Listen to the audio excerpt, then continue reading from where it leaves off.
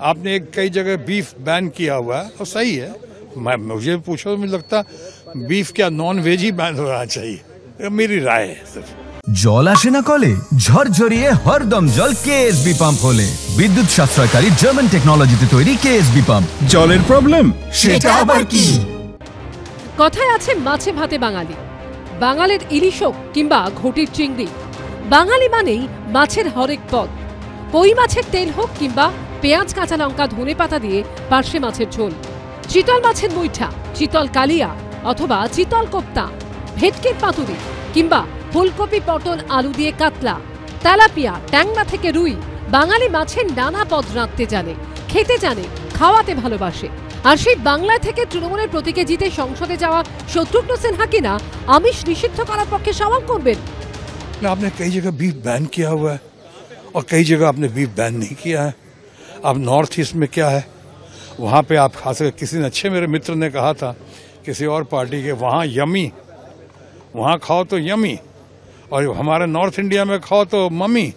ऐसा तो नहीं चलेगा ना कि हाँ मम्मी हो गए वहाँ यमी हो। अगर बंद किया तो हर तरफ बंद कर दो।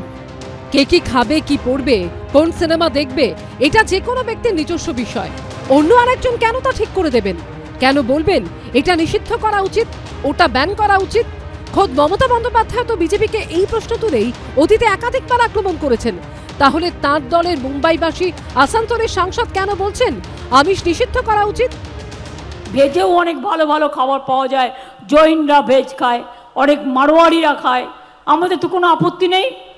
তাহলে আপনি আমার খাবার ওপরে ইন্টারফেয়ার করবেন কেন? বলছে মাছের দোকান বন্ধ, ডিমের দোকান বন্ধ, মাংসের দোকান বন্ধ। এ আবার কি কথা?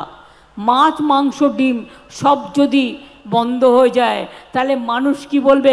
হাট্টি মাটিম টিম। আর তোমাদের ভোটে পারবো ডিম।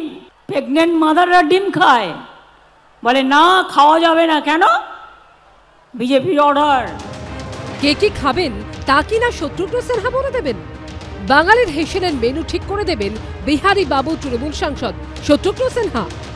আমি যদিও নিরামিষাশী, নিজে বহুদিন ধরে নিরামিষাশী আমি, কিন্তু আমি এটা ফরমান হিসেবে একটা সমস্ত দেশবাসী নিরামিষ খাবে এরকম একটা ফরমান বা একটা প্রচার আমি করতে পারি না। এটা অধিকার আমার নেই। কেননা অনেকেই আছে যারা মাছ মাংসটাই খায়।